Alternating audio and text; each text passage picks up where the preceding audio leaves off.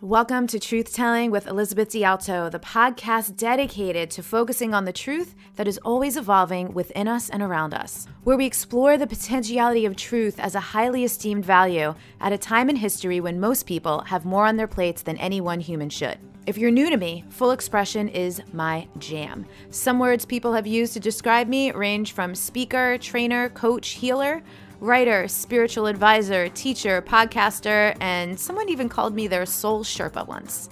I'm less concerned with titles or labels and more interested in results, change, and creating a world we want to, can, and are proud to live in.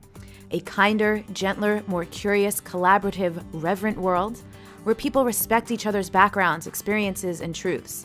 They trust in themselves, in life, and recognize that we need each other. And they know how to cultivate healthy relationships to true power, not the very unhealthy kind of power our current culture is predicated upon. Speaking of our culture, there's a lot of noise and ignorance in our current culture, and this show aims to cut through that by exploring the truths of a diverse range of incredible voices. From authors, artists, creatives, and educators to activists, speakers, and those in various scientific and esoteric fields, our guests hail from cultures and countries all over the world. We post a new interview every Monday, and if you want to keep up with the show notes and quotes from our guests, you can follow me on Instagram at Elizabeth D'Alto. You can expect a wide range of topics when you tune into this show. Everything from health, communication, money, success, parenting, desire, sex, love, and spirituality, to making pivots and transitions in life, and topics related to psychology, storytelling, gender and race issues, emotional intelligence, activism, advocacy, and much more. A few disclaimers. No episode of the show is meant for everyone, and every episode is meant for whoever needs it on the right day at the right time. Not all guest views will reflect my own, and that's intentional. We don't learn, grow, heal, or improve by staying in our comfortable bubbles with all of our people who look, think, or live exactly how we do. If you love what you hear and find it useful and inspiring, the best way to show your appreciation is to share the episode, subscribe to the show, and leave us a rating and review wherever you listen in from. Thank you so much for being here with me. Here we go. This is episode number 262 of Truth Telling with Elizabeth D'Alto, and you'll hear it all throughout today's interview, but this is a really special one. Never before have I had a guest on the show who I've had the immense pleasure and honor of being an intricate part of their journey and mission. Jennifer Arthurton is the founder of Old Chicks No Shit, a company she founded because, in her own words, as I searched for inspiration for this next chapter, I began to realize that you have to dig pretty deep to find examples of middle-aged women living kick-ass lives that didn't involve sitting around waiting for kids to visit, grandchildren, and retirement. And although those are lovely, I want the second half of my life to be about me. I've given my all to my career and my family and all the other have-tos in life, and now it's time to do what makes me happy. I love that so much. Her big truth was around surrender and trust, so we explored how those things helped her leave a 20-year corporate career to not only pursue what she's doing now, but also unpack the lifetime of programming and conditioning that women receive in our culture. She also shared her experience of being raised and living in 3 different countries, how that shaped her, and the lens she experiences life through now. I could go on all day about how much I love and respect this woman, but I'll stop here and just let you listen to the episode. Enjoy this one, and please share it up. Again, it's episode number 262, and the show notes are at untameyourself.com/TT-262. Everybody, I'm just telling you, there is a high likelihood that I'm going to cry at some point during this interview. Today's guest, Jennifer Arthurton, is my favorite client of all time. And listen, I get that maybe people aren't supposed to say things like that, just like parents aren't supposed to say they have favorite children. But let's be honest, we all do. We all have our favorites. Oh my God, you're going to make me cry. We're going to cry at some point, probably. It's For fine. Sure. So I'm so excited to have Jennifer here. God, I don't know. I think, how long did you work with me? Like a year and a half, a little bit more than that? Yeah. Yeah, probably a good year and a half for sure. Maybe a little longer, yeah. And Jennifer came to me at a time of like a big transition. We'll talk about the transition. We'll talk about what she's doing now. This is just This is a person that I'm so proud of, which feels so weird because you're like 15 years older than me. I know, the tears are going to happen. Already starting. So what's cool is that like a lot of people are listening to this and they're not seeing us like fanning our faces, like doing all these things that women do with their bodies when they're trying not to cry, but it's fine. So welcome. This has been a long time coming. I know. I'm so excited. So what's a big truth that is having an impact? What's a truth that's having a big impact on your life right now?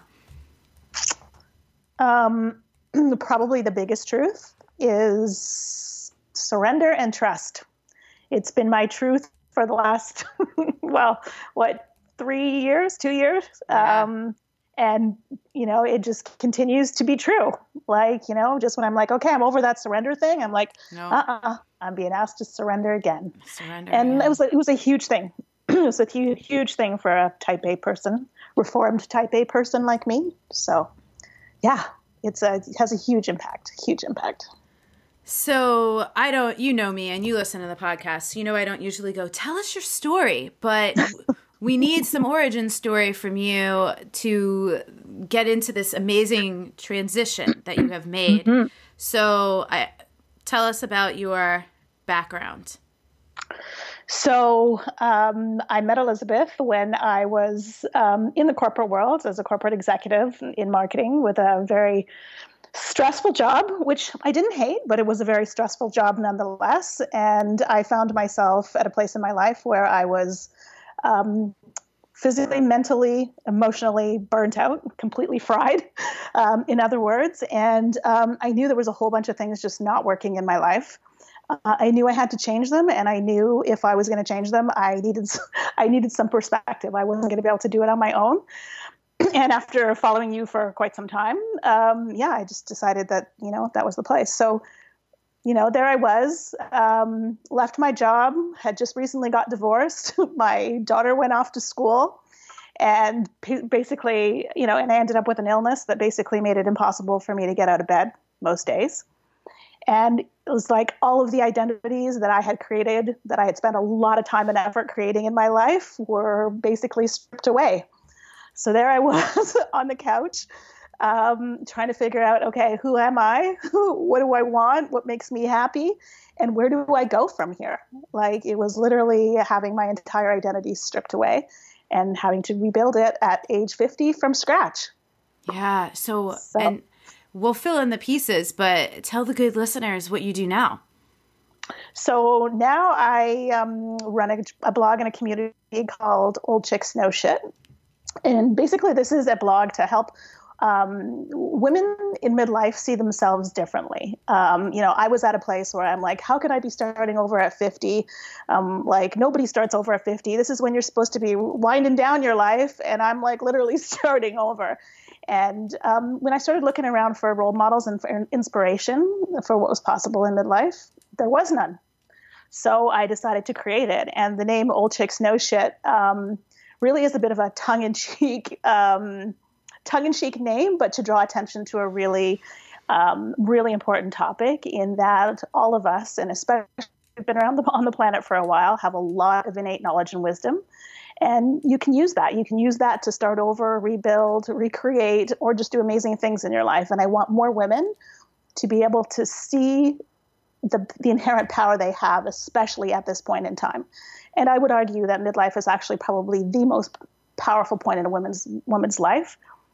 But unfortunately, they can't always see it. We can't always see it because we're held up against a cultural standard of 25 years old. And I just want women to be able to see past that. So why do you think midlife is like the most powerful time in a woman's life? Well, it's a really interesting point in time because it's the point in life where women, it's a bit of a paradox in that women in a lot of respects feel more comfortable with who they are. They're more confident in a lot of things. You've had a lot of life experience by that point in your life. you've been through things, you have experience under your belt. But on the same token, on the other side of that coin, women are often doubting themselves because their looks are changing. Maybe they've gained some weight, maybe they have a few more wrinkles and some gray hairs, and because they're holding themselves up against a cultural ideal that says we should all be 25 for the rest of our lives, they begin to doubt that inherent power and wisdom that they have inside them. And, my mission now on this planet is to make sure that every woman who's in, her late 40s and 50s finds that and recognizes that, I can do anything from this point. I can recreate, I can do whatever. I love it so much. But I mean, people listening have probably heard me talk about this before. So many of my closest friends are in that range of their mid 40s to their mid 50s. I don't know how it works out that way, but those are my people. And truly, especially through some of the more challenging things that I've been through in the last few years, it's the wisdom of that age group, of those women who have walked through what I had been through, and also not that long ago, that were, to me, it always feels like being able to flip ahead a chapter or several chapters in a book and go, cool, I get through this. Here's what's possible.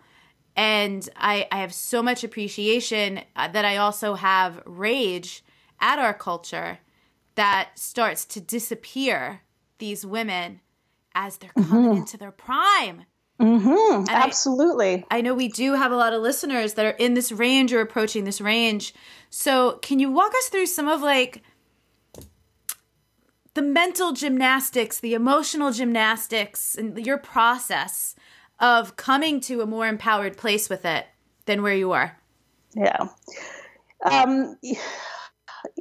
So I would say that for a good part of my life, I was pretty unconscious to my life. I was very, very goal-driven, type A personality, set a goal, reach the goal. And I never actually stopped to really consider about, what was making me happy? Did that feel authentic to me? Because I was so driven by the external validation, let's put it that way. So, making money, a senior position in a large global corporation.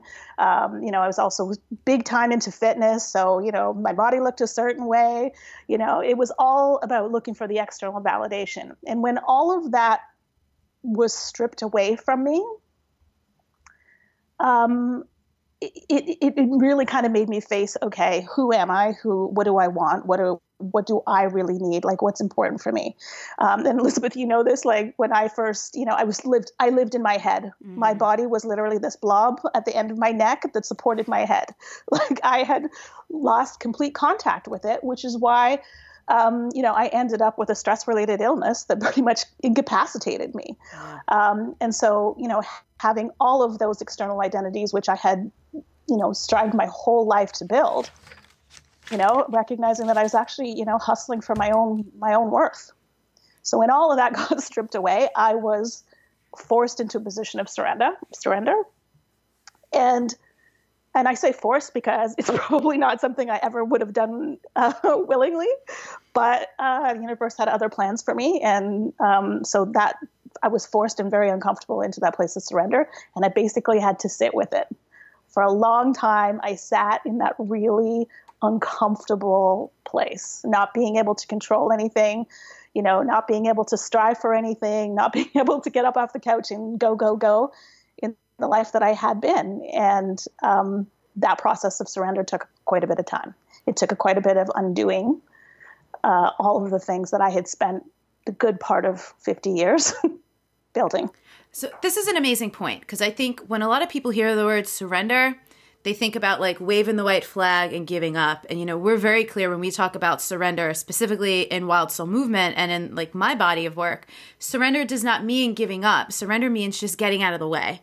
It's basically getting out of your own way. It's releasing like you were saying, the grip and the control. And so I like the way, you reference that there's a lot of doing. Surrender, it sounds like just kind of laying back and allowing things to flow. And that's part of it. But there's so much activity. There's so much doing. You have to do surrender. Yeah. And over and surrender. Over. It's an active, there's choices, there's practices, there's tools involved. So it's not just, I think it's one of those things that it's easy to just become like a spiritual or a self-help platitude, like just surrender. But it takes a lot of friggin' work. It does. And it takes a lot of, it's really easy to ignore yourself when you're busy, right? Yep. Like you can make yourself busy, like I did for so many years. And really, you don't have to pay attention. You don't have to pay attention to yourself. You don't have to pay attention to feelings. I mean, God forbid. And I was a master at that one. Oh, there's a feeling, stuff it down, right? And go on. And then when you're in that place of surrender, the work that you're actually doing is to now uncover all of those things that you've spent that time, and it's not easy work. I mean, you might not be running around, accomplishing goals and checking things off your list, but it's work. It's a lot of work, but good work. Well, now that you have new goals and now that you have new things to check off your list, how has doing the work of surrender and being able to like access that and access trust more easily, I'm curious about your relationship to doing things and goals and getting things done now that you have that ability to how you handled things before when you didn't. What's been interesting and what's been really present for me lately is a lot about the word ease. So with, everything before in my life it was striving. It was, going, it was hustling, it was doing. There was a lot of energy expended in the process of getting somewhere. And now in the process of surrender and trust, I'm befriending the word ease because in my mind, there is a kind of a broken relationship between having a goal and not working for it. Yeah. Right. Like if I didn't work hard for it, therefore maybe I don't deserve it. I haven't earned it. And so, surrender, trust, and ease have kind of been my mantra and still continue to be to this day, because although I'm on a path that I am super passionate about, I still don't know 100% for sure where this is leading me. And I'm literally building a road, brick by brick, slowly but surely, and trusting, and like literally trusting that the bricks that need to fall into place are falling into place in front of me as I take the steps forward. So, whereas before it was a very, prescribed plan of action. Here's step one, here's step two. It's no longer that way. And there is a certain amount of ease that's associated with that also is kind of an uncomfortable place to be when you come from a very ambitious type A driven person like I am or was. Yeah. Still am to some degree, but. So I want to explore something because we can, and I'm excited to hear you talk about it, which is, so you had left your job, but then there was a little stint where we had done a whole bunch of work together. I think it was about 9 months, kind of shifting out of that real like doer type A, as you've been calling it, like masculine mode, and uploading a little more of like the feminine ease, the surrender and trust. We were starting to work on that. And you went back into a corporate environment for a little bit. And I remember getting a message from you saying like, wow, like bringing these feminine principles into a corporate environment is a totally different experience. And I remember you saying like you were using your voice differently than you had before. So it still wasn't ideal by any stretch. But I'm curious, especially for people listening who maybe do work in a corporate environment, or they're not an entrepreneur, they don't necessarily have the control over their environment.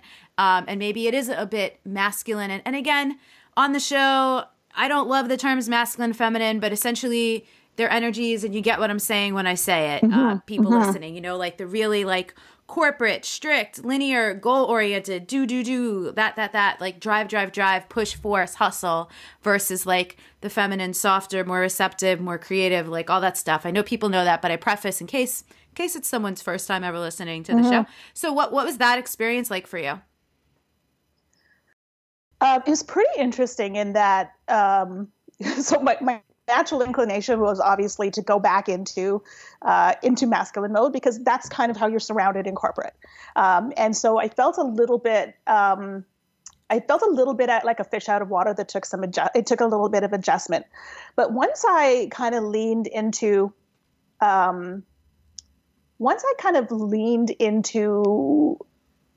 trusting my gut, trusting intuitive nudges, whereas before I would have completely downplayed those. I would be like, oh, like, you know what I mean?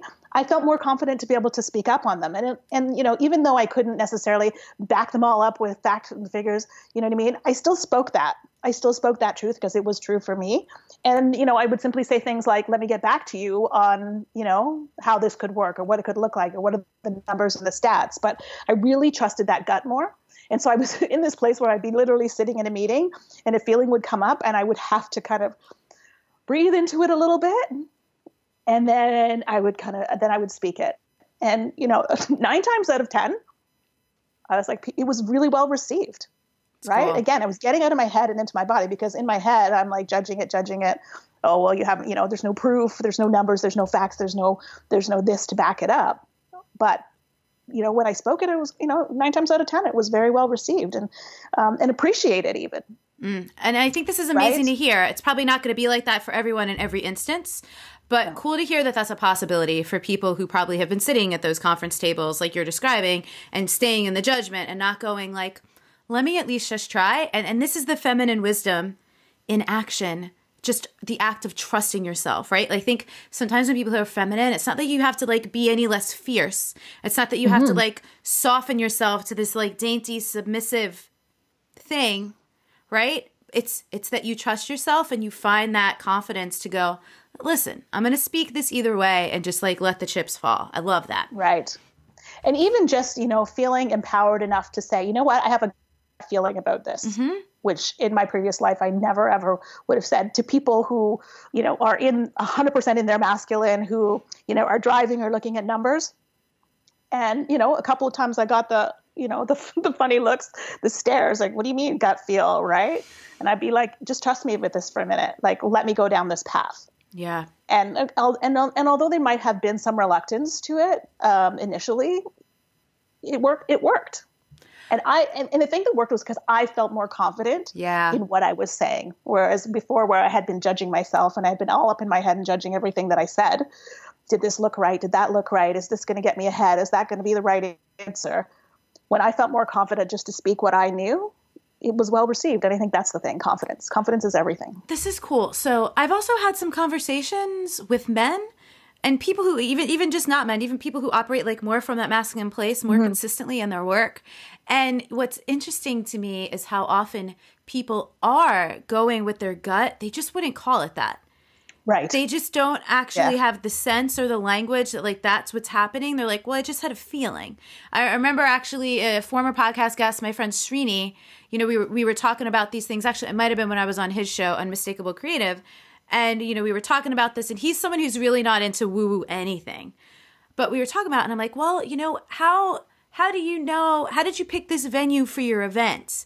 And he was like, well, when I walked into the place, like I got a big smile on my face and it's just like, it felt right. And I'm like, so you were using your intuition? And he was like, yeah, I guess I was. But right. You just don't call it that, right? Like if you walk into the corporate and, you're like, I'm going to go with my intuition on this, chances are like the door is going to slam pretty hard. Right. But if you can confidently stand in your place of truth and say, I have a feeling, I have a gut feeling about this, then chances are the doors will stay open. And so you've taken a bunch of leaps, like you've made a bunch of choices, taken a bunch of risks from investing in yourself to traveling, to trying things out, to putting the blog up, even each time you choose to make a post, the topics you're broaching with your community. And I want to get into some of those. It's a different type of risk that you've begun to take. So how does it feel? How do you get yourself to do that? Because it's not easy. And I know there's fear. Yeah. Fear has become my best friend. I remember the day so clearly that I hit publish on the first blog post. I cried because I was like, oh my God, all my friends in corporate, they're going to think I lost my mind. Like, what am I doing? And that is pretty much all of my friends. They work in the corporate world. But I had, again, once I got into my body and was actually listening to kind of the little voices that were there, it felt so right. And even though I was afraid, the feeling of uncertainty that I had kind of overwhelmed that. It's like, okay, I'm doing this, I'm closing my eyes and I'm stepping off the ledge. Like, here I go, and then you land and you're like, oh, okay, that felt good. And the more that I've done it, the more trust I have in those voices, right? Those voices that for me, for most of my life were pretty much non-existent. Or if they did try to speak up, I squashed them pretty quickly. This is a really important point you make, and I want to emphasize it. When we are practicing trust, when we are taking risks, we have to actually take them to see, right? Like we'll conceptualize, we'll be in our minds indefinitely if we don't see that, like, you stepped off the ledge and you didn't die. Yeah. And then you did it again and again and again, and it gets easier. The fear gets less, and the return becomes more as you practice. Well, and this is the ongoing relationship with trust, right? So when you haven't done it before, you have no evidence. Yep. Right. And so you take that and you're kind of hoping you take the first step and you're hoping for the best, but you have no idea where you're going to land. And then you do the first one. You're like, okay, you know what? I didn't die. Nobody got hurt. Okay, maybe I can do it again. And so a lot of what I do now, like I wouldn't say 100% because I still get up in my head, but I've just learned that, there's a voice up here, but there's also a voice down here pointing to my gut. And they're both important. They're both really important. And finding the balances between those two is the happy place, right? Yeah. And so one of the reasons why, for people listening, Jennifer is one of my favorite clients, is this is going to sound so self-indulgent. We're so similar. So it's not because like I'm in love with myself, which I am in a healthy way. But like, it's easy. It's quite easy to work with someone who you're like, yup, I've been there, right? To walk someone through and to see. So, for people listening, Jennifer and I are very like active mind people.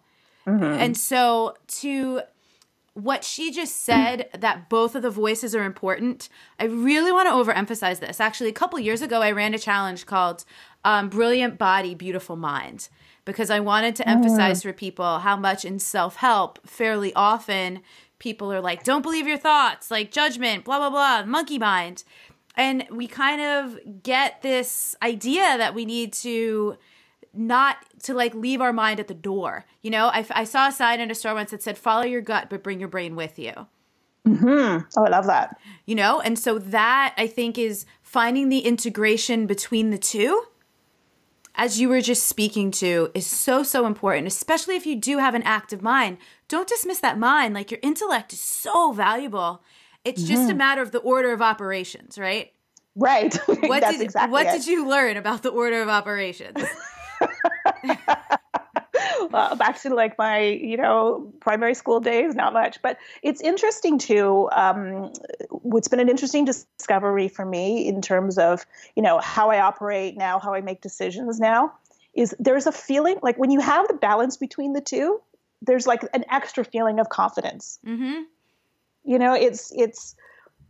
It's you're making decisions from a really empowered place. Yeah. Right. You got both voices at the table. You're feeling into it. Like, I know the feeling now. Like, that feeling for me was non-existent for a long time.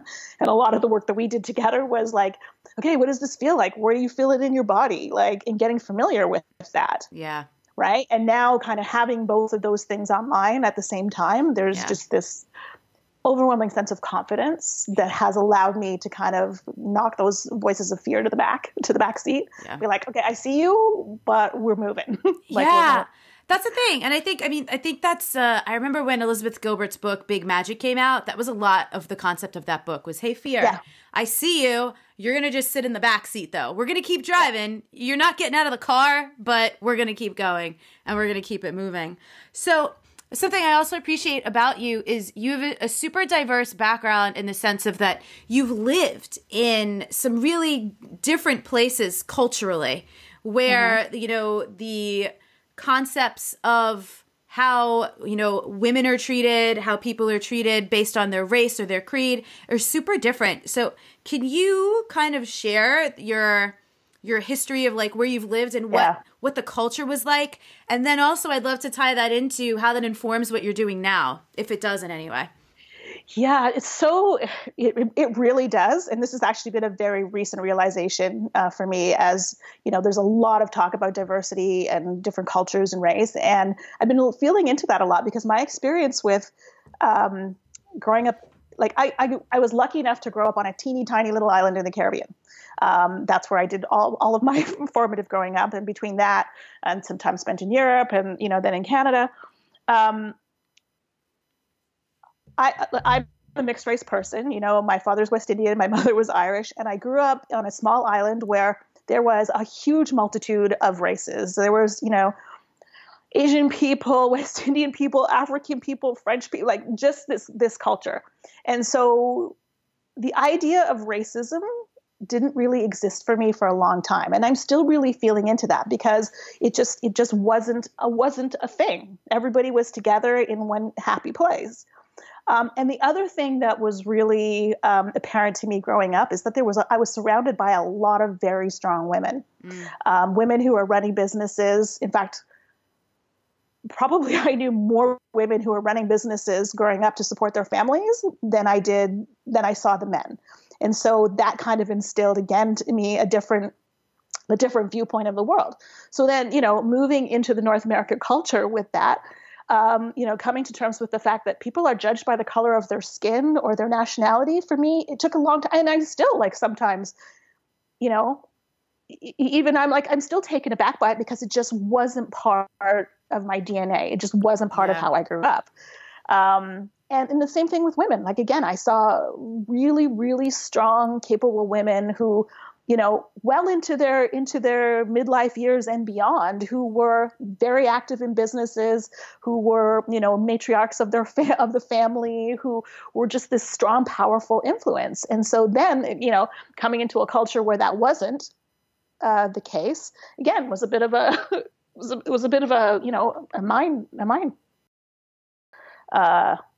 kind of blew my mind a bit. Cool. Yeah, mind fuck. Sorry. We try to avoid F-bombs on the show because energetically they shrink the field, but sometimes you just got to say it. Just got to say it, yeah. And so I've really had to come to terms, and especially lately, really coming to terms with, the whole notion of the concept of, I don't see color. Yeah. Right. But literally that was my experience. Yeah. And so for a long time, even as a mixed race person, I would say I don't see color because I really didn't. I mean, I completely understand how harmful that is in the culture that we live in today. 100% understand that. But it took me a little bit of a while to undo that because that just wasn't my experience. I grew up on an island of 13,000 people. Yeah. And it just wasn't an issue, right? But and also, though, your version of I don't see color comes from a way different place than the people who have grown up in the environment where racism is the culture and they don't see color. Yeah. It's total. Yeah. It's different, but because you are in the culture that sees color now, it's important to make the adjustment. Yeah. Quick break in the show to give you all a little Patreon update. If you're not familiar with the site Patreon, head on over to patreon.com/Elizabeth Untamed to check it out. It's basically this amazing platform where artists and content creators and creatives can post their art and their work, and their fans and followers can essentially be their patrons. They could be their sponsors. They can make donations at various levels so that people can do their work in a sustainable way. And it doesn't have to be all about shady or high pressure marketing practices or anything. People can just share, be in community, and it's one amazing platform to do all of that on.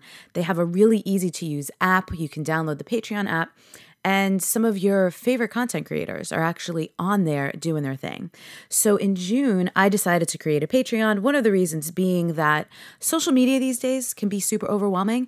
And there are just things that I really want to share. I want to be able to go deeper with people. I want to be able to do more with and for our community. And Patreon is the place where I am doing that.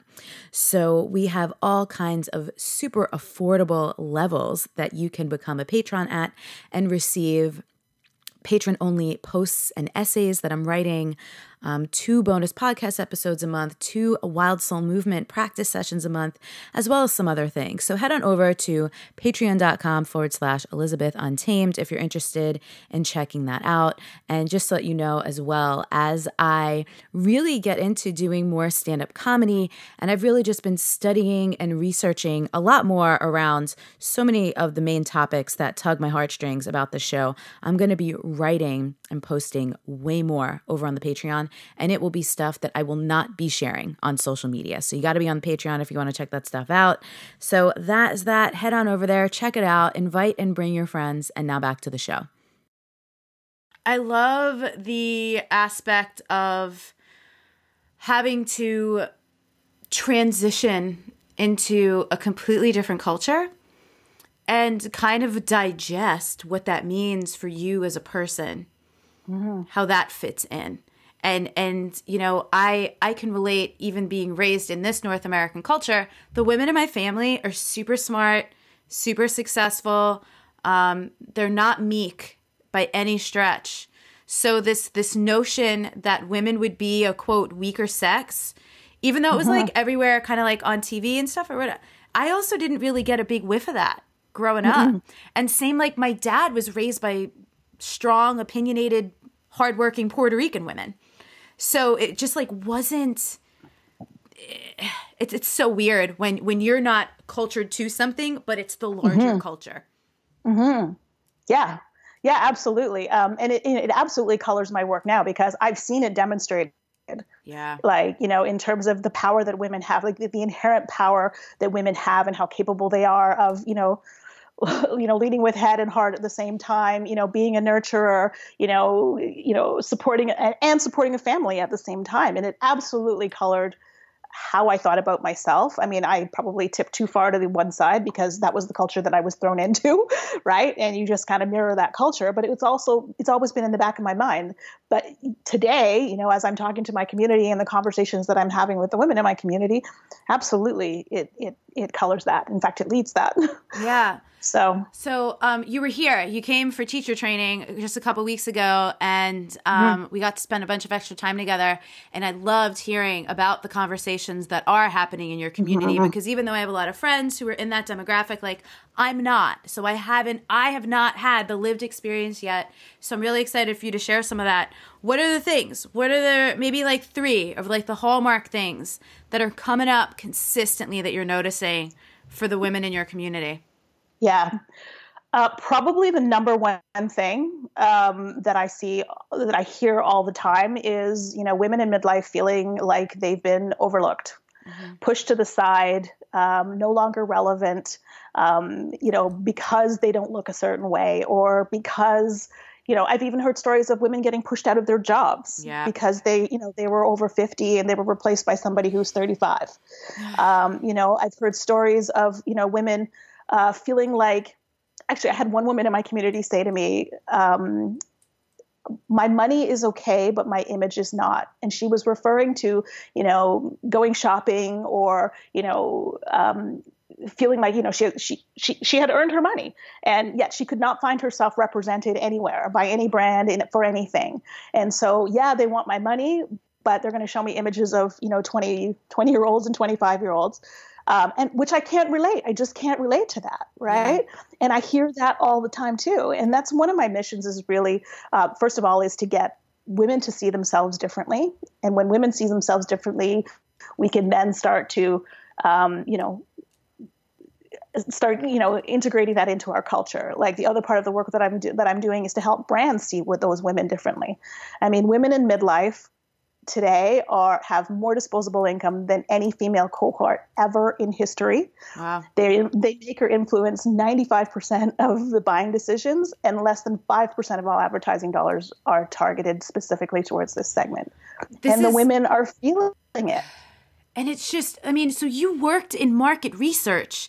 People have this data and they're still not targeting this market, right? Yeah, because the part of it's a hard market to isolate, right? And so that's part of the work that I'm doing is, I have a very, very vocal community, and it's to give them a voice with brands, to be able to give them their opinions on products or messaging or services, and allow them to have a voice with brands. Because I think a lot of times, and here's the other problem, in a lot of marketing departments and advertising departments, the average age is probably 25 to 30. Right. And male in a lot of the creative, right? So they have no frame of reference either, right? And so it's easy to kind of, throw up a picture of, the aspirational 25-year-old body, but you're so missing the mark with this group of women. And this is the group of women who, the first group of women in history who have held down like meaningful careers and raised families at the same time. This is a completely different generation of women who are by no means ready to, hang up their briefcases at age 50. Like just not packing happening. in. Yeah. They're younger, mentally and emotionally feeling much younger than their years. Yeah. Which is like, Sorry, I was going to say, if anyone is watching and you look at Jennifer, you're probably doing what I've always done and go, "You're fit. What? What?" Oh, thank you. And not even just looks, because, right, again, that's our culture, wanting to, like, make a response. Everything's so physical. But even, like, you know, your energy, your sharpness, there's almost like this expectation that you would be slower or, like, less energetic or, you know, such bullshit. I get so mad. Yeah, I mean, and part of the work that I'm doing now is to start showcasing women who are kicking ass in their 50s because, again, we just, like, there are so many women doing so many amazing things. We just don't see it. There's no place for it. So I'm literally in the process right now of just interviewing these amazing women that I find. I'm like, you know what? You're 50 something and you're doing this. You're 60 something. I mean, I just interviewed a woman who is 58 years old and just ran a 100-mile race. Amazing. I'm like, holy cow, like amazing. But like, there's just so many great stories, and women are so open and receptive. Like, they just need to see, you know, that it can be done. Yeah. Because otherwise the cultural paradigm is that's it. Okay. You start to wind it down, get ready for the grandkids, you know, maybe you're not as healthy as you are. And like, just watch TV, for example, like, or in a movie, every leading man who's in his 50s and 60s, the average age difference between that and leading lady is 25 to 30 years. I'm like, what? Where are the women your age?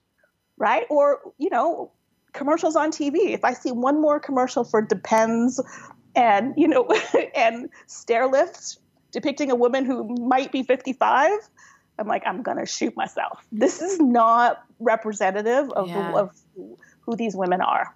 Yeah. It's so fascinating. Right? And I mean, those are absolutely necessary things, and, you know, people need those, but like, let's show a much broader, diverse, you know, representation of who women in midlife are. Well, and it's also creating a stereotype. Like, stereotypes tend to exist because in enough cases they're true, but I feel like that's creating a false stereotype. Mm-hmm. It is. Well, and the stereotype has shifted. Maybe that once was, you know, what it meant to be 50. I mean, we're healthier, living longer now, and maybe that once was, but it hasn't changed. Right. And that is my mission then, to demonstrate enough evidence to be able to start shifting that perception. Yeah. So when my daughter gets to be in midlife, she's not going to be worrying about whether she's going to lose her job or not. Yeah. Or whether, you know, she'll be represented. So what else? What are some of the other big hot topics that are coming up in your community right now? One of the other ones, which is interesting, and I kind of alluded to that before, was the whole concept of this midlife paradox about feeling more confident and more badass than you ever before, but also not feeling confident on the other side of it because your looks are changing. And because there's so much, influence in our culture about how you look and, you know, how you age and, you know, and all of that stuff, that we're taking that on. Like, even the most, you know, badass and confident of women I know will make disparaging remarks about how they're aging. Mm-hmm.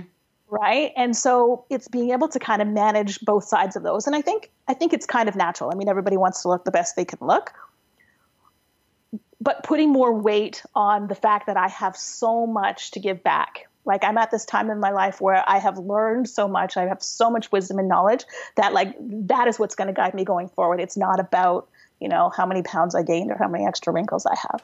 Yeah. Right. Like, that's one of the huge topics. And then again, like, it's just the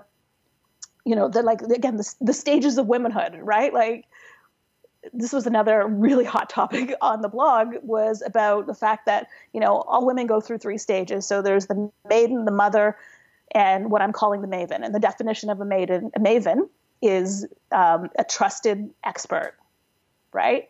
And so as we move through these stages, you know, culturally, we're stuck in one of them. Like, so the maiden stage is about, you know, it's about how you look. It's about attracting a suitor, attracting a mate to start a family. And, you know, we're kind of stuck there.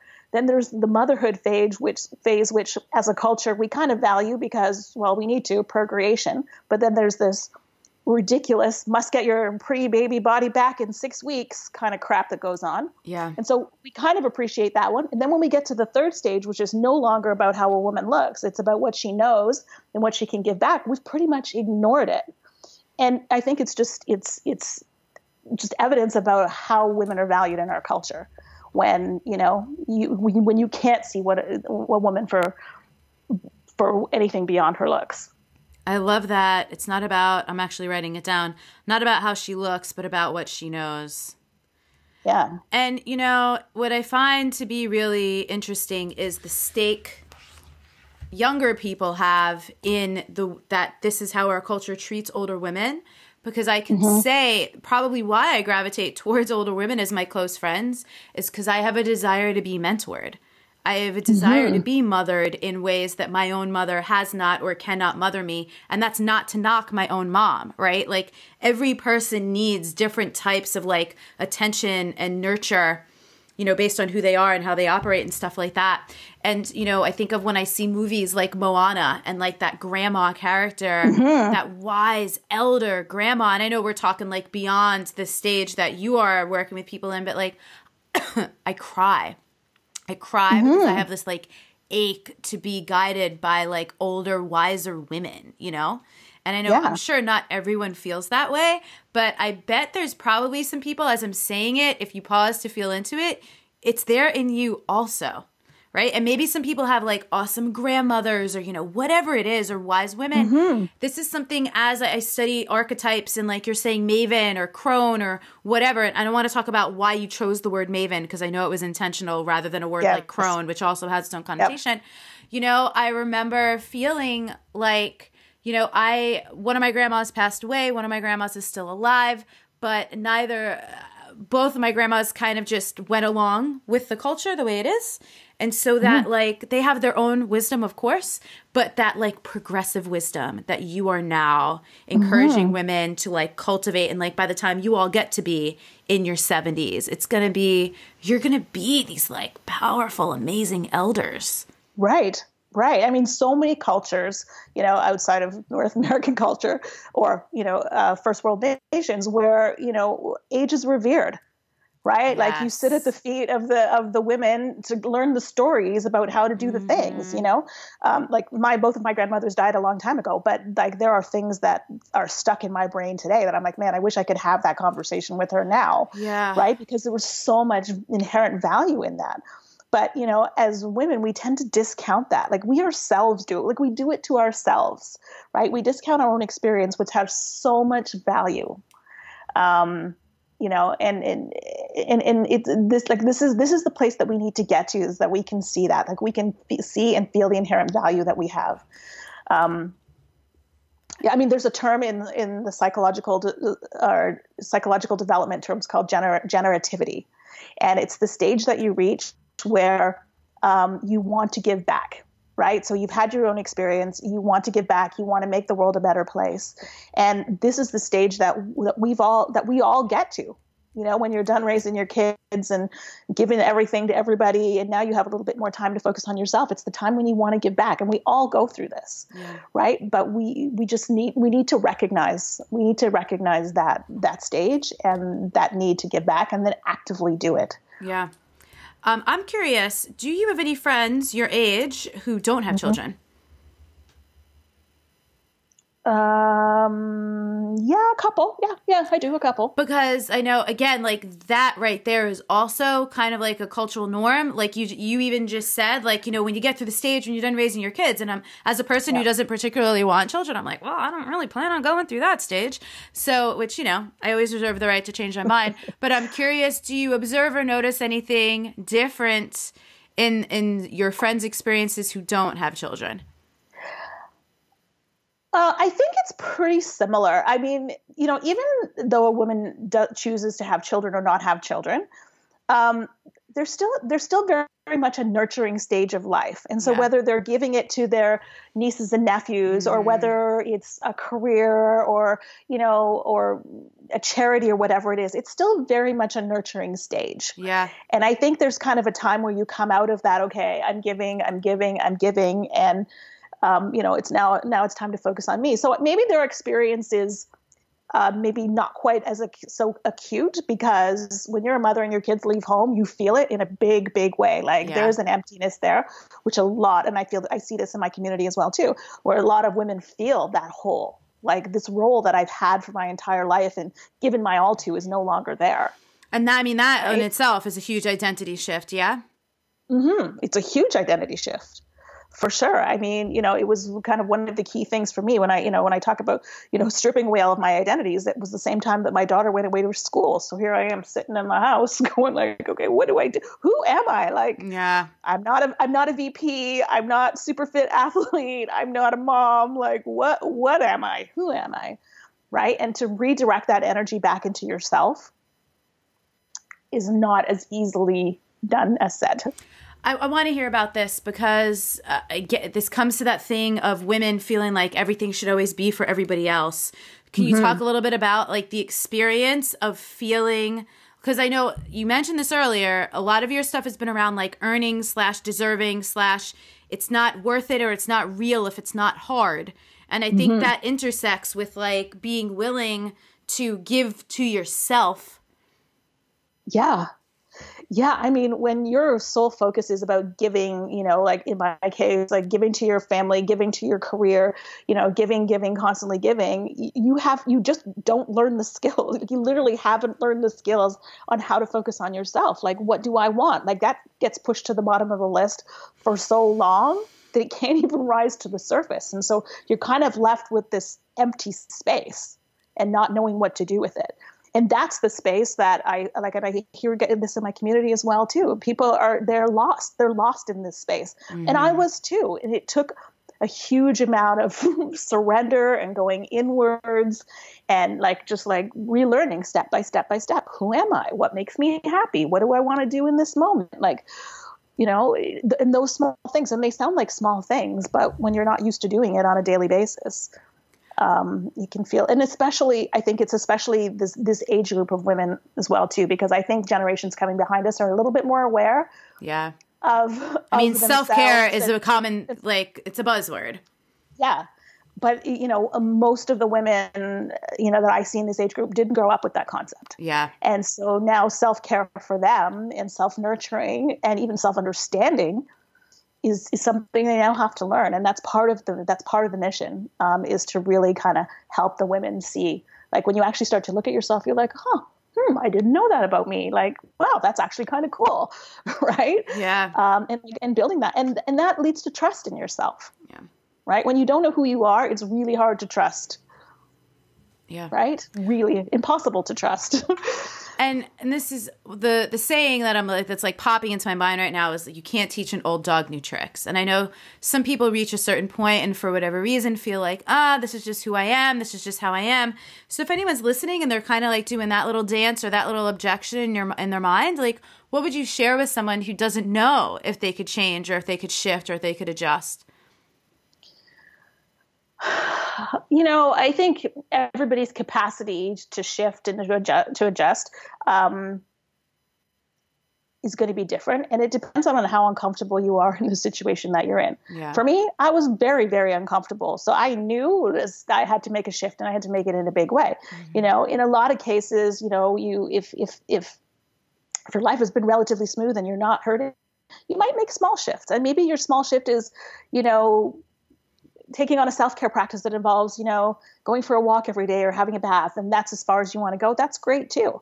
But there are a lot of people who just are living their lives unconsciously because they've done it for so long. They're not happy with it, but they just don't know how to change it. Yeah. And so it's a spectrum, right? Mm-hmm. And your willingness, your ability to change is directly proportional to how willing you are to change. Yeah. And that comes from how uncomfortable are you right now? Yeah. And again, for some people, it takes, like you, like that extreme amount of discomfort. And again, I mean, I quote this all the time, that Elizabeth Gilbert quote that says, real transformation doesn't begin without someone getting really tired of their own bullshit or something like that. Yeah. So why did you choose the word Maven instead of, which is the more commonly regarded word, crone? Because I think crone has an association of being like really, and like a really old person, it has almost kind of a witchy term to it. And I think the women in my generation they don't relate to that. Right. It's like, I'm not 80 years old. I'm not, I'm still young. I'm still hip. I'm still relevant. Right. Which crone to me just doesn't, it just didn't speak to that as strongly. And it's funny because I tested this out on my blog, and most of the women were like, thank God you didn't use the word crone, because that's not who we are. We're not there yet. Right. And so there's a sense of like, we still have more learning to do. This is a really great point, because I'm as you're saying it, I'm kind of getting this visual of this gap. There's like maiden, mother, space, crone. And I love that you've named it Maven, because there is, I mean, and mother, those of you that have children that are listening or that mother others in a way that's some other way other than having birth children, there is kind of like that gap when like your kids leave and, you're still their mom, but that's not your primary role. Like day to day, you're not playing the role of mother. Right. And you still feel young. You still have a lot of energy. You still feel very relevant. It's just that what's happening inside you is not being reflected in the outside world, because we literally have gone from mother, launched all the way to crone, and been completely ignored. And there's steps in there, right? And plus, I think the word crone too, it just implies a level of knowledge that I think none of the people and women in my community would say, okay, I'm there yet. I've still got a lot of learning to do. Yeah. But there needs to be acknowledgement of what I've learned to this point. Yes. Because there's still so much value in it. So much value. I love that. Is there anything I haven't asked you about all of this, and old chicks know shit, or about, your experience or your journey that feels really important to add? I mean, I think the one thing that I would just, and I've said this to so many people over the last little while, is really just about putting your life for a while. And especially putting, even just for minutes at a time, days at a time, because especially if you work in a corporate environment or you live in a very fast-paced culture, it's the go, go, go, go, go all the time. And when you're going, you're not tuning in, you're not listening to what's happening. Hang on one second. Right when you said putting something in your life, you cut out for a second. So if anyone's listening, they're going to be like, what did she say? So what did you say? Like putting what? I said, I think it was just I don't know exactly what was missed, but the concept of what I was saying is literally just pausing in your life. Pausing in your life. Pausing in your life, even just for a few seconds at a time, to actually go inwards and say, okay, is this making me happy? Is this the path that I want to continue on? Because we just get so wrapped up in the day-to-day and the unconscious doing that, I mean, I unfortunately had to get the brick in the head and was forced into that position where I was like, but it doesn't need to be that drastic. And so literally just pausing and being like, am I happy doing this? Is this fulfilling? Where do I want to go next? Yeah. And actually giving those thoughts, as opposed to, running and running until you hit the brick wall and then be like, now what? And I'm glad you said both happy and fulfilling, because I think also with pop psychology and stuff, there's a lot of emphasis on being happy. But, I consider myself a relatively happy person, but I'm a happy 24/7. And there are certainly times when I feel fulfilled, even though I don't feel happy in that moment. And so the two, there's a distinction between them, and they can coexist, and they can also be mutually exclusive. For sure. And I think the one other thing that I would add is, when people talk about midlife crisis a lot for women, and for midlife crisis men, happens a lot in I'm going to get a sports car and a younger date. For women, midlife is often a crisis of meaning. Yeah. And that they're going through their lives, right, without really feeling like, I'm contributing, that I'm making the world a better place. And then you get to this point where you're like, okay, I need to do something that matters. So here's what's really interesting. I know you read the Queen's Code back when I was on my Queen's Code kick, right? I'm back in an Alison Armstrong Queen's Code kick, because as I've been dating and I now have healthy men to practice these things with, I'm like, oh, let me revisit these concepts. And so the way that you just said that for women, midlife is a crisis of meaning. One of the things that I've picked up through checking out Alison Armstrong Amazing Development of Men, where she talks about the men's stages of development, is that at midlife, that is actually also the crisis for men. It is a crisis of meaning, but where they are deriving meaning is they are also wanting to contribute to people, or they're also wanting to have an experience. So in some cases, this is so funny because I read Allison's book, Keys to the Kingdom. She shares that like for some men, like that sports car is like literally the very first car they fell in love with when they were like a child or a teenager. So it's actually the fulfillment of a goal that like they couldn't have touched at any point sooner because they weren't as established. And again, this is probably like there's some privilege in there as well for like what that looks like.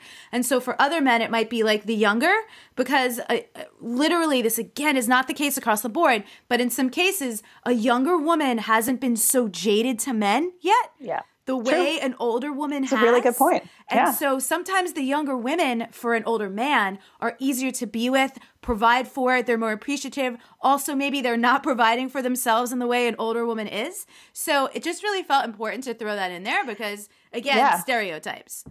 Yeah, for sure. And I think like I absolutely buy into the, midlife crisis, just a women thing, it's a man thing as well too. But I feel like the articulation of it is different. Yes. So in the men, it tends to be more of an external thing, whereas the women internalize it. And the thing that the women are missing is permission to actually, go for that goal, do that thing,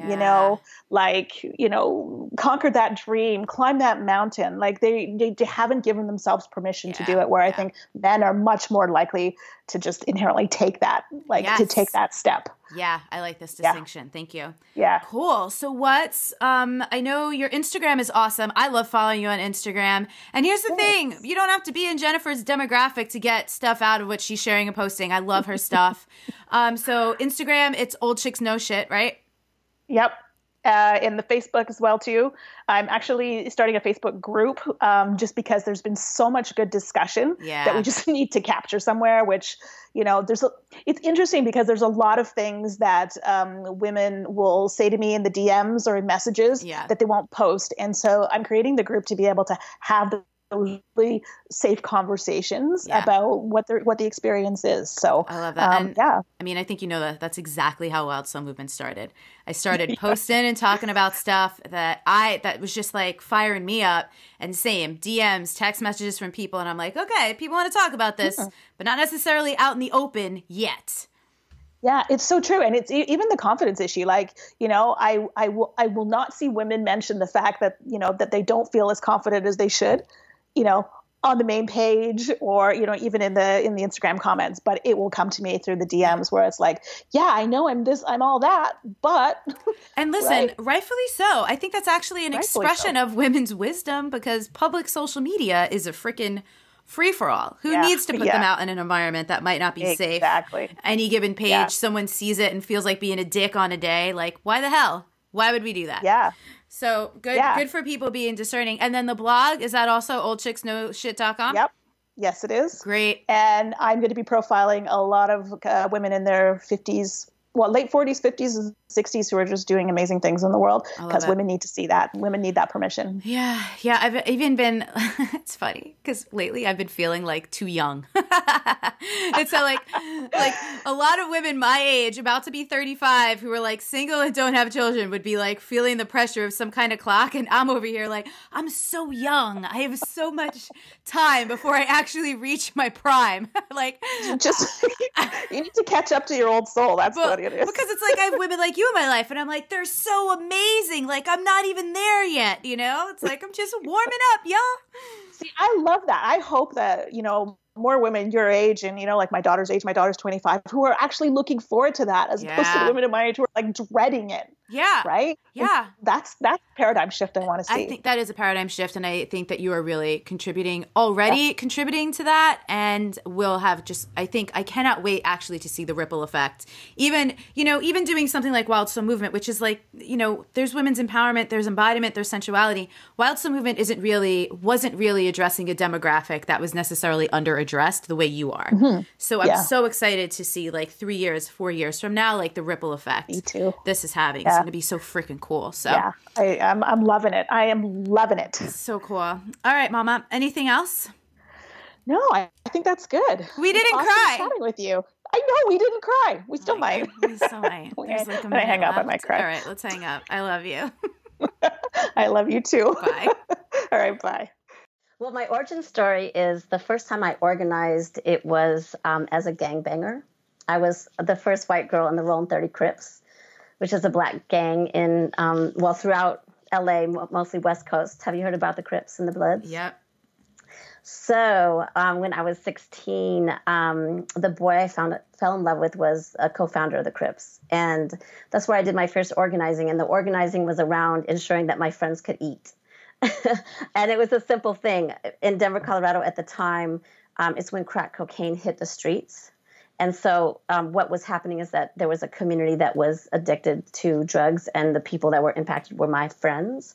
And the only access we had as teenagers was, okay, so my friend doesn't have food. How are we going to get food? We don't have any money. So that was my first organizing. And then shortly after that was around graffiti and how do we organize a crew to put messages on the wall that says we are here and we're not going to be quiet. And then I went into Universal Zulu Nation, which is a hip hop organization, the longest standing hip hop organization that exists. And I was rocking as a Zulu queen.